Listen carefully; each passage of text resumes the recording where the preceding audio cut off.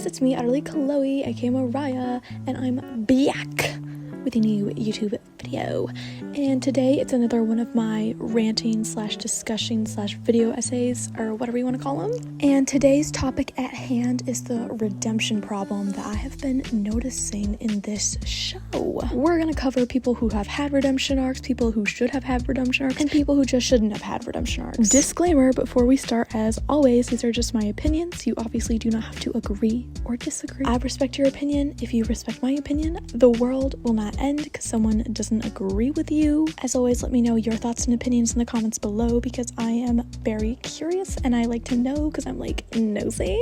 Also, be sure to like this video and subscribe. Anyways, let's get into the video. So I don't know if it's just me, but I've noticed that basically every single character has gotten a redemption arc, like all of the villains, antagonists, whatever you want to call them. Everybody has gotten one except for Chloe and Lila, which to me is kind of odd. Let's just break this down. So Felix, the first time we see him, he's shown to be somewhat smart, a good fighter, and a bad person, which leads all of us, including myself, to think, oh, this is going to be a future antagonist, a future villain. I remember we used to think that him and Lila would team up, and Lila would be the next butterfly holder and Felix would be the next peacock holder, and they would just do evil deeds and take over after Gabriel's defeat. Clearly that does not happen though, because Felix does come back and is getting a little redemption arc, I guess you could say.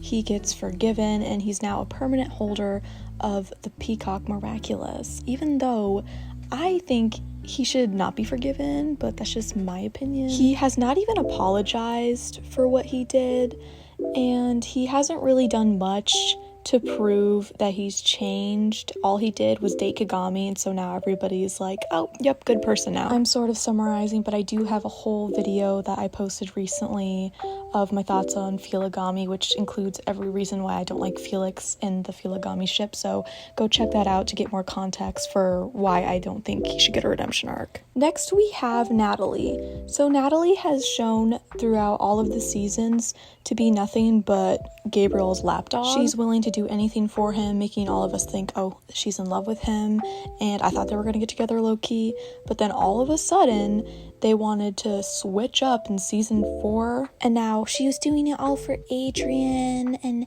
Emily, and she's a good person actually. That makes no sense. That is such a switch up. Her character has not been like that at all up until this point. It just makes zero sense to me. Like, everybody will be like, oh no, she has always cared about Adrian. Didn't she sell out Adrian and Cat Blanc? Didn't she literally tell Gabriel that he was Cat Noir in that episode? But what do I know? And then the most unbelievable redemption arc of all, Gabriel Hawkmoth, the main villain of the show, gets redeemed in the end and gets to be seen as a good person, which is just absolutely wild to me. But sadly, I actually saw coming. I remember that me and my friends in this group chat on Instagram, we were talking like when the season 5 was airing, and we were like, you know, every character has gotten a redemption arc. I wouldn't be surprised if Gabriel gets forgiven. And you know what happened? Did. So let's evaluate. A person who committed SA gets forgiven and gets a redemption arc. A person who kidnapped and stalked gets a redemption arc. A person who did terrorism and beat children gets a redemption arc, and a person who assisted doing those things gets a redemption arc. But you know who we refuse to let get a redemption arc? Hey guys, it's me, Utterly Chloe, aka Mariah, popping in to let you know about some ways that you can help support me and the channel. Of course, you can always help support by watching all my videos, liking, commenting, and subscribing, but there are some bonus ways you can help out. One easy way to help support the channel is by doing super thanks. What super thanks is a specialized comment which is highlighted and will always be noticed by me.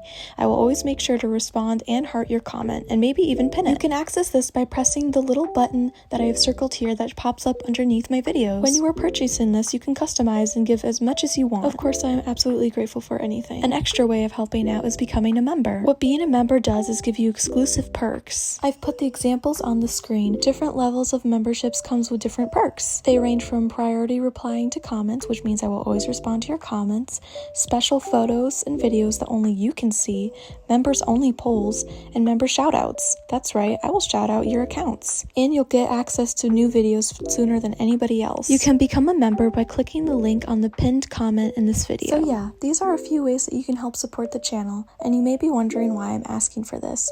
Well, doing YouTube is my job. Making these videos is my job, and if I want to keep being able to make videos for you guys consistently and often, I need all the help that I can get. So do please consider becoming a member or doing a super thanks. That's all for now. Now back to the video. Mwah. Love you. A 14-year-old bully.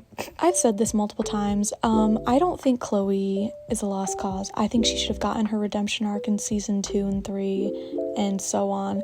In my opinion, her bullying was really not that bad.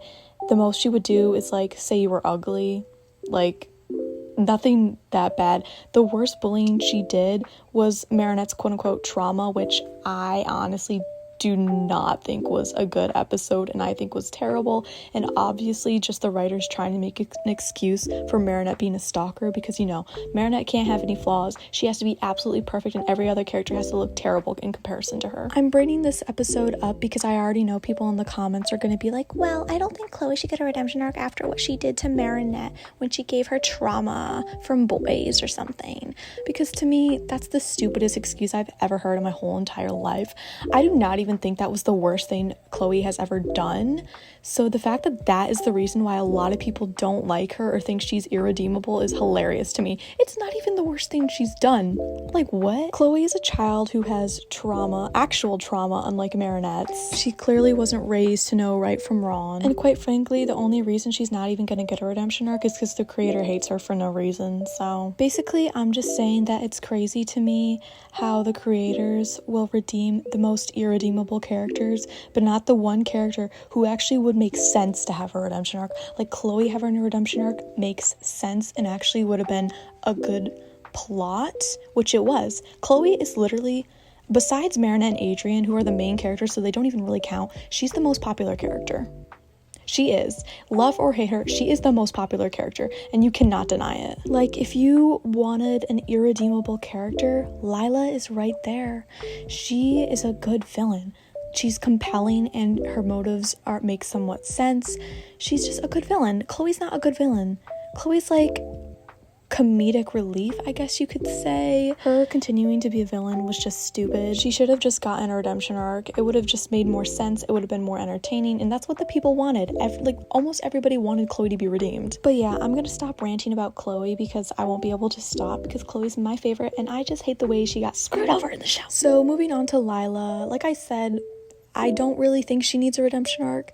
I think she's good as a villain, but I just know that she probably won't get a redemption arc. I don't know, maybe she will, but so far I don't see that happening as she's taking over as the new villain. So in conclusion, everybody can be redeemed unless you're a teenage girl. Then you can't. You're a lost cause. Anyways, that was my thoughts and opinions on this whole every character getting a redemption arc thing. I don't know. I just wanted to see if I'm the only one who noticed that like every character is getting redeemed except for Chloe, who is the only character that actually should have gotten a redemption arc. She's the only one that was proving that she's actually changed. Everybody else didn't really do much to prove that they were trying to change or anything. Anyways, I already know people are going to be mad at me, so let me know in the comments what you think. Like, comment, and subscribe, and I'll see you guys in my next YouTube video. Bye! Also, sorry this video is kind of all over the place. I'm kind of just ranting. This is like an unofficial official podcast, I guess you could say.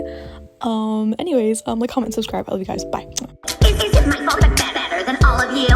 Ridiculous. Who are you again?